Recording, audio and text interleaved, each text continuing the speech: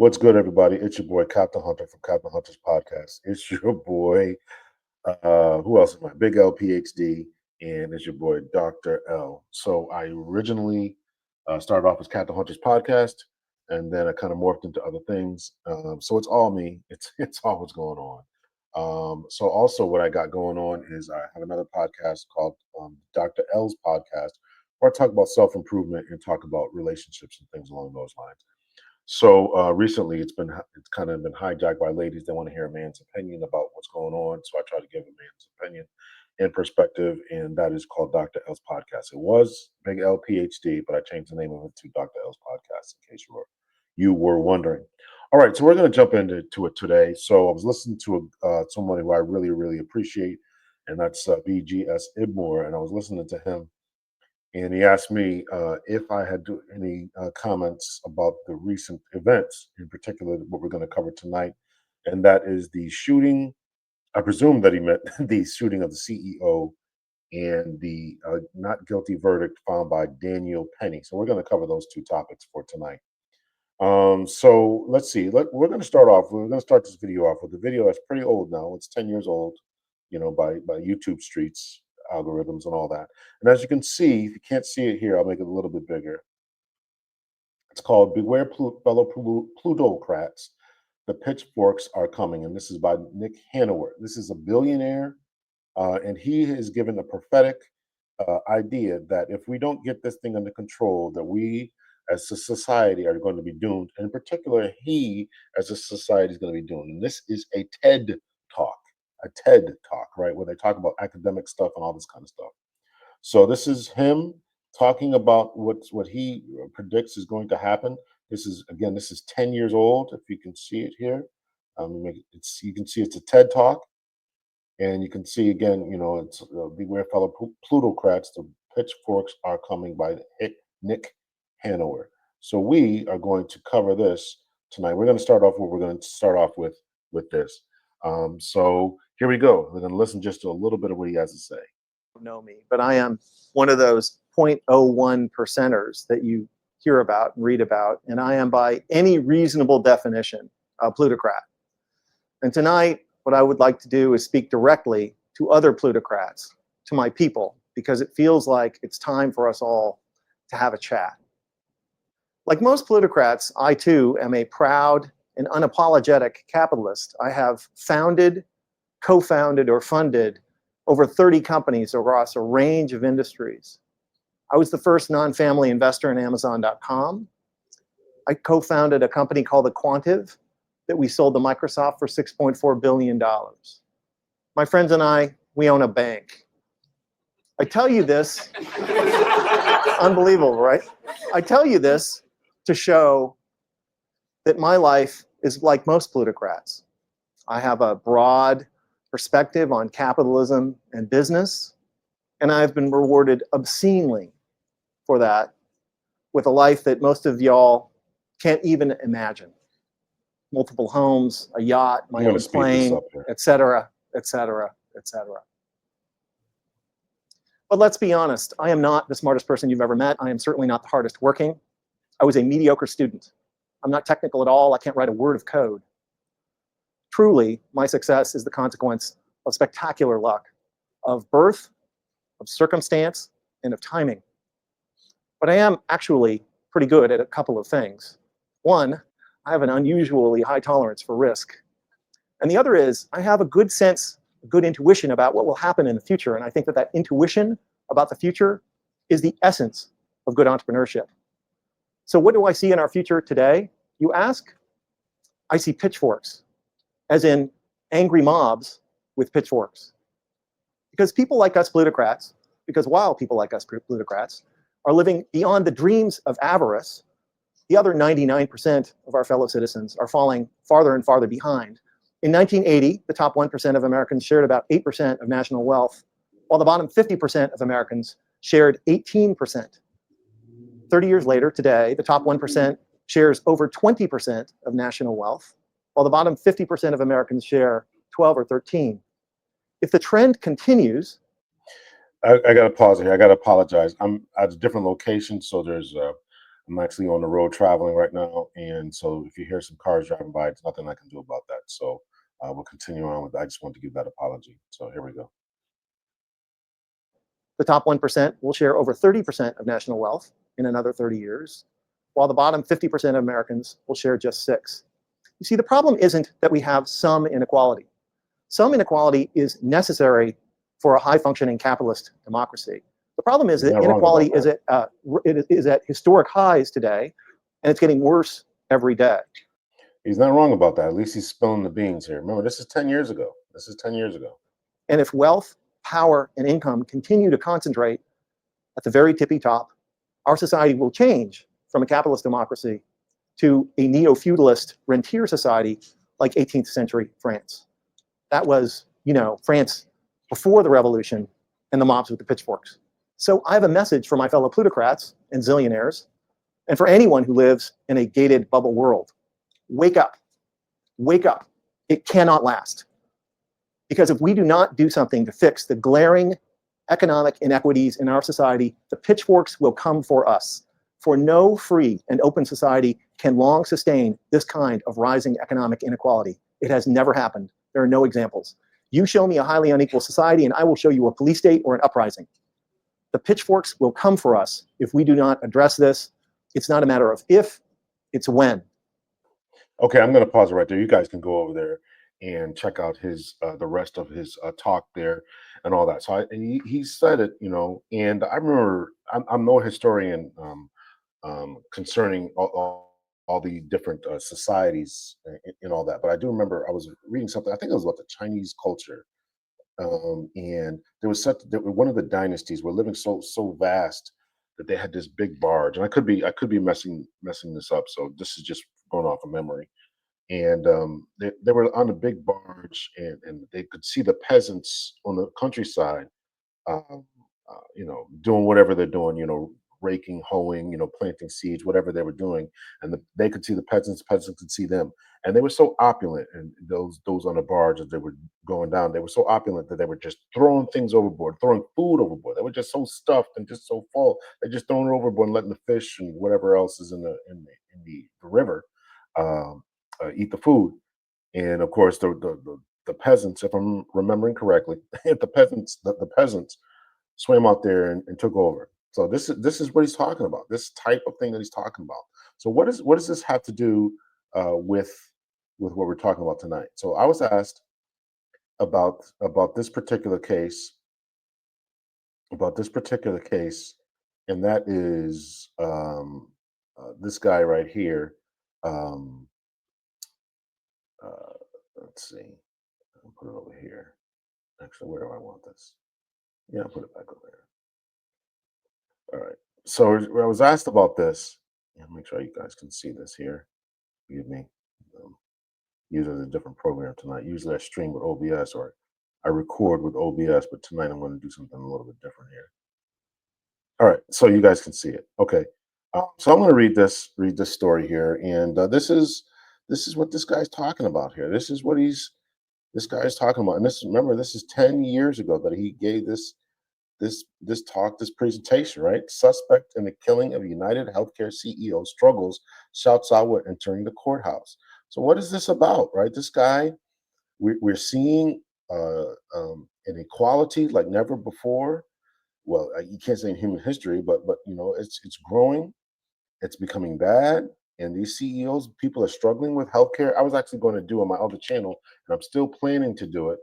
Um, uh, uh, um, I talk about taking care of your health, and I had some health concerns before, and because of my health concerns, I'm very very sensitive to this. And I can remember looking at the hospital bill about how much it costs for my health, for my health concerns, and my because of my health insurance, which is very very good comparatively speaking, everything was covered, except for a few $100s. But if you don't have it, man, that's a bad situation to be in. So we can see that this is what's going on here. So this suspect in the killing of United Healthcare CEO struggles, shouts out while entering the courthouse. What does he shout out? The man accused of killing United Healthcare CEO struggled with deputies and shouted while being led into court Tuesday as new details emerged about his possible motivation behind the ambush. In his first public word since a 5-day search ended with his arrest at a McDonald's in Pennsylvania. Louis Nicholas Luigi Nicholas Mangione emerged from a patrol car shouting about and insulting the intelligence of the American people while deputies pushed him inside the courthouse. The 26-year-old Ivy League graduate from a prominent Maryland real estate family is fighting attempts to extradite him to New York so that he can face a murder charge in the Manhattan killing of Brian Thompson, who led the United States' largest medical insurance company. A law enforcement bulletin obtained by the Associated Press said that at the time of his arrest, Mangione was carrying a handwritten note expressing his anger with what he called a parasitic health insurance companies and a disdain for corporate greed and power. And remember, this guy came from this, right? He was a well-to-do guy, went to an Ivy League, right? Prominent real estate family. He's seen the writing on the wall himself. He wrote that the US has the most expensive healthcare system in the world and that profits of major corporations continue to rise while our life expectancy does not. He's right about that. In social media posts, it's not, most people are not calling it healthcare anymore. It's called, death care or sick care, right? In social media posts, Mangione called Unabomber Ted Kaczynski, who carried out a series of bombings while railing against modern society and technology, a political revolutionary, according to the police bulletin. Mangione remained jailed in Pennsylvania, where he was initially charged with possession of an unlicensed firearm, forgery, and false identification to police. Manhattan prosecutors were beginning to take steps to bring Mangione to New York, but at a brief hearing Tuesday, defense lawyer Thomas Dickey said his client will not waive extradition and instead wants a hearing on the issue. Mangione was denied bail after prosecutors said he was too dangerous to be released, which is illegal. He mostly stared straight ahead at his hearing, occasionally looking at papers, rocking in his chair, looking back at the gallery. At one point, he began to speak to respond to the court decision, but it was quieted by his lawyer. Let's see. He was arrested in Altoona, Pennsylvania. After a McDonald's customer recognized him and notified him employees. Images of Mangione released Tuesday by Pennsylvania State Police showed him pulling down his mask in the corner of McDonald's while holding what appeared to be a hash browns and wearing a winter jacket and beanie. In another photo from a holding cell, he stood unsmiling with rumpled hair. New York police officials have said Mangione was carrying a gun like the one he used to kill Thompson, and the same fake ID the shooter had used to check into New York hostel, along a passport and other fraudulent IDs. Let's see. Thompson was killed last Wednesday as he walked alone to a Manhattan hotel for an investor conference. From a surveillance video, New Yorkers determined the shooter quickly fled the city, likely by bus. Mangione was born in a life of country clubs and privilege. His grandfather was a self-made real estate developer and philanthropist, valedictorian at his elite Baltimore prep school. He went on to earn an undergraduate and graduate degrees in computer science in 2020 from UPenn. And as a spokesperson said, our family is shocked and devastated by his arrest.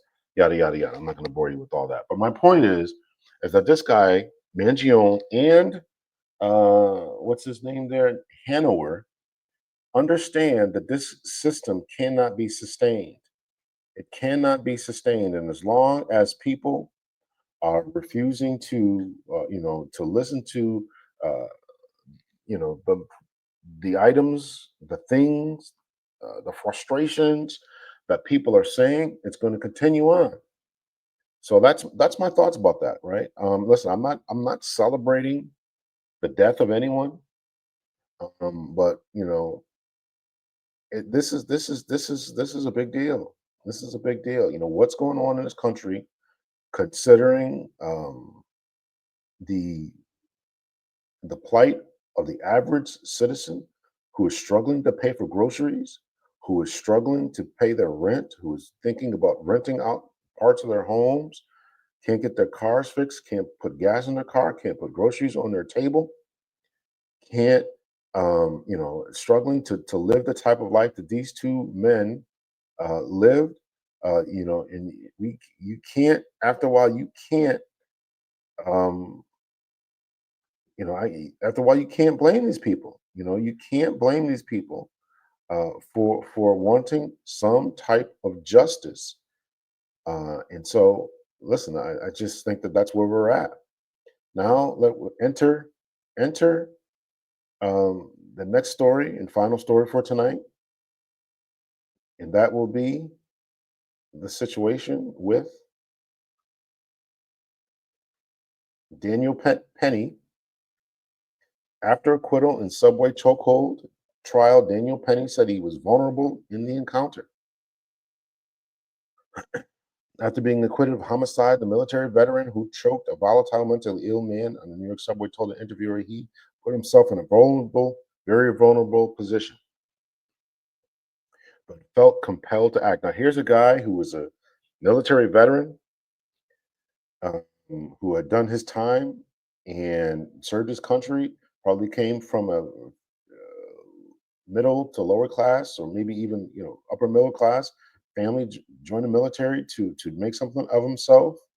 He comes home and sees a mentally ill man, and with the lack of preparation, with the lack of control, with a lack of really good health and mental care for our homeless population, and all the other things we could talk about. We got, as Hanauer and um, Luigi Mangione alluded to.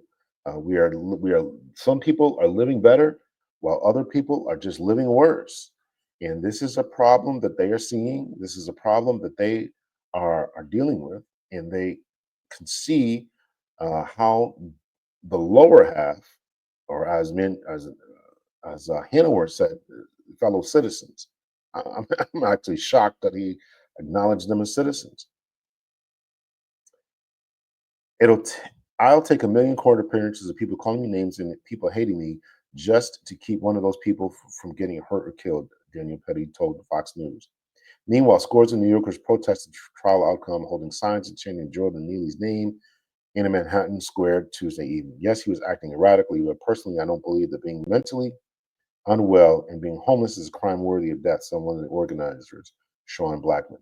An anonymous Manhattan jury cleared Penny of criminally negligent homicide and the death of Neely. The jury had deadlocked last week on a more serious manslaughter charge, which was dismissed. So they listen. We still live in a society where, yes, race matters. This might be some unpopular, but we still live in a society where race matters.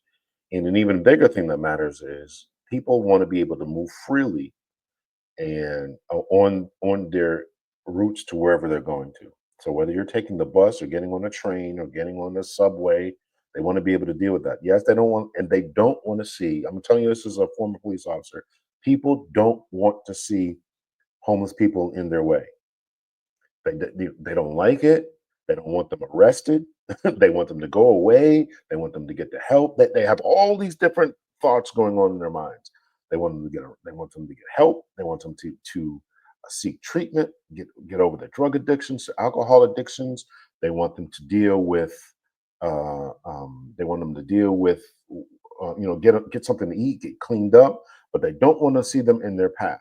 And this was, I guarantee you, this is part of the struggle that they were dealing with when they were talking about these different things, right? Obviously, this man, Daniel Penny, didn't wake up this morning intending to kill this man. But the question is, was his use of force, uh, excessive? I think so. In all honesty, I think so. But I think that what they were wrestling with, the jury were wrestling with, is, man, this guy was really just trying to keep people safe, and this guy was acting erratically, and as a result of his erratic actions, he ended up dying. But should we hold this man accountable? In my mind, yes, but I can't say that I'm surprised by this. I can't say that I'm surprised by this. So, we read just a little bit more. He served 4 years in the Marines, put Neely in the chokehold for about 6 minutes after Neely outbursts of frightened riders on the subway car on May 1st, 2023. Penny's white, Neely's black. Got to throw that in there. According to passengers, Neely hadn't touched anyone but expressed willingness to die, to go to jail, even to kill someone. So the people are sitting on the train, on the subway, scared. And listen, people don't want to be scared. We're sorry that you're going through what you're going through. We're sorry that you're homeless. We're sorry you're dealing with PTSD. We're sorry the medication and the You can't get your medication. We're sorry that our healthcare sucks. We're sorry about all that. But even what's more important is me getting to my job, me getting to my kids, and I don't want to be scared.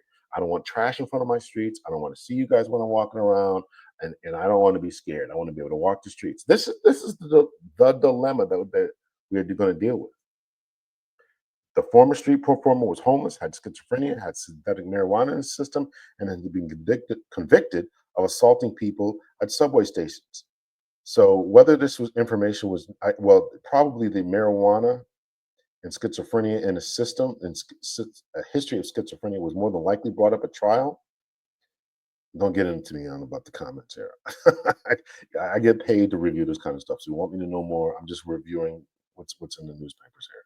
So but more than likely, the convictions, previous convictions at subway stations, was not known to the jury, but they would have probably known about his mental illness and his attempts to medicate himself through synthetic marijuana. In his first extensive comments since the trial began, Penny told Fox News' Janine Perrell that he's not a confrontational person, but he said he wouldn't have been able to live with the guilt. I would have lived with the guilt I would have felt if someone did get hurt, if he did do what he was threatening to do. Again, here's the threats, and if we listen, I'm going to tell you right now, if we're willing to give a lot of deference to police officers because they feel a certain way, here this man is being erratic at the time, they're going to give him some grace. So listen, you guys can go over there and read that story, but that's just my opinion about what happened in these particular cases. This is just what my opinion about what's happened in these particular cases. So let me know your thoughts, your opinions. I'm not surprised at the Daniel Penny thing. I'm not surprised at any of this. It's really a shame. I feel bad about it, but hey, this is where we are at. So let me know your thoughts, your opinions. Hit me in the comment section. And do you think that the situation with the heads of these CEOs is going to spiral out of control, where they're talking about already hiring uh, security guards and things like that, because they know what's coming, and they know that the type of life that they're living is so far above other people that that their time is short, and they're going to protect it at all costs. So that's just my opinion. I'm not advocating violence. I'm not advocating violence at all, but I'm just saying, 10 years ago, this man warned us. So all right. Let me know your thoughts and your opinions. Much love and peace.